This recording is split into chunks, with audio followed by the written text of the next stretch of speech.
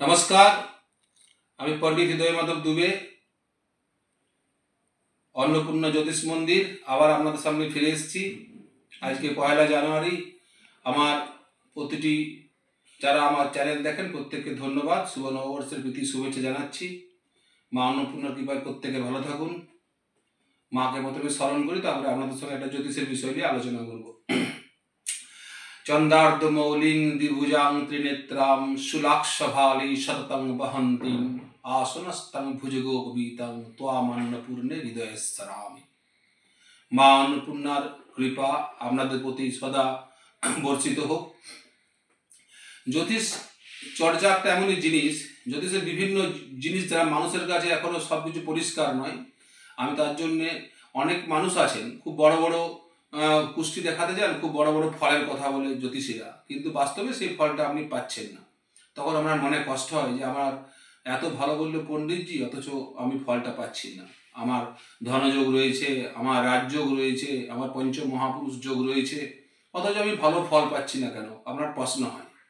একটা বিষয় সবসময় আপনাদেরকে জানতে হবে, গ্রহদের মধ্যে রাজা হচ্ছে রবি এবং গ্রহদের মধ্যে রানী হচ্ছে চন্দ্র। প্রথমে আপনার কুষ্টিতে রবির বল বিচার করতে হবে। যদি মনে হয় রবি দুর্বল আছে, তাহলে পঞ্চ মহাপুরুষ যোগ আপনার থাকুক, ধনযোগ আপনার থাকুক, রাজযোগ আপনার থাকুক, আপনি কিন্তু আপনার জীবনে যে ধরনের পরিশ্রম করছেন সে ধরনের ফল পাবেন না। আবার দেখা গেল চন্দ্রও তার সঙ্গে নিচস্থ হয়ে আছে, তাহলে কিন্তু আপনি সেই ফল পাবেন না। আপনার ধারণা হবে রবি কিভাবে নিচস্থ থাকে। রবি যদি নিচস্থ হয়, তুলা রাশিতে যদি রবি থাকে তখন রবি নিচস্থ। রবি যদি শত্রু ঘরে থাকে তাহলে রবি নিচস্থ। রবি যদি মনে করুন তুলা রাশিতে নিচস্থ, আবার নবাংশ কুণ্ডলিতেও নিচস্থ, তাহলে রবি প্রচণ্ড আপনার দুর্বল। তাহলে আপনার যদি ধনযোগ থাকে, রাজযোগ থাকে, আপনি কোনো ফল পাবেন না। সমস্ত কিছু চোখের সামনে ভালোগুলো আসবে, কিন্তু হাত দিবার আগে ভালোটা আপনার হাত থেকে বেরিয়ে চলে যাবে। আবার চন্দ্র মনে করুন বৃশ্চিক রাশিতে অবস্থান করছে নিচস্থ হয়ে, শত্রু ঘরে অবস্থান করছে, শত্রু নক্ষত্রে অবস্থান করছে, কৃষ্ণপক্ষের পঞ্চমীর থেকে শুক্লপক্ষের পঞ্চমীর মধ্যে নক্ষত্র চন্দ্র, তখন কিন্তু আপনি চন্দ্রের দুর্বলতার ফলস্বরূপ রাজযোগ এবং ধনযোগের ফল পাবেন না। তার জন্য প্রথমেই আপনাকে আপনার কুষ্টিতে রাজযোগ এবং ধনযোগের ফল পেতে গেলে আপনাকে রবি এবং চন্দ্রের বলাবলটা খুব সুন্দরভাবে বিচার করতে হবে। যদি বুঝি রবি এবং চন্দ্র দুটো নির্বল হয়ে আছে, তখন কিন্তু আপনি ধনযোগ রাজযোগের কোনো কিছু ফল পাচ্ছেন না। আপনি খুব একটা ব্রিলিয়ান্ট ছেলে, আপনি ক্লাস 5, 6, 7, 8, 9 এবং 10-এর আমরা টেস্ট পরীক্ষা বলি, আপনি প্রতিটা ক্ষেত্রে 80%, 85%, 90% নাম্বার পাচ্ছেন।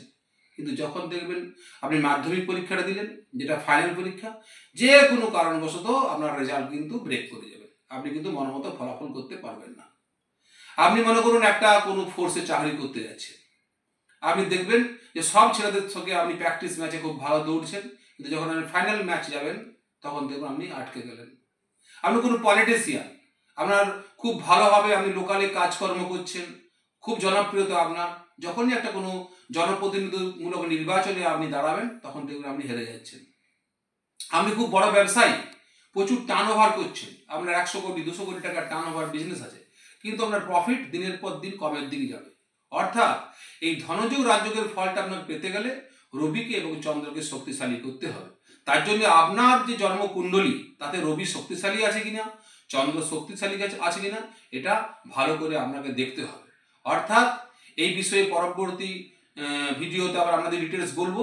এখন রবি এবং চন্দ্রের বিষয়টা আপনাদের মাথায় রাখলাম। আপনারা যারা আমার চ্যানেল দেখছেন, রবি এবং চন্দ্রের বলাবলটাকে যদি আমরা ঠিক করে বিচার করতে না পারি, তাদের প্রোটেকশন আমরা ঠিক করতে না পারি, তাহলে কিন্তু আমরা আমাদের পুষ্টিতে যা ফল পাওয়া দরকার সেই ফলটা আমরা পাবো না।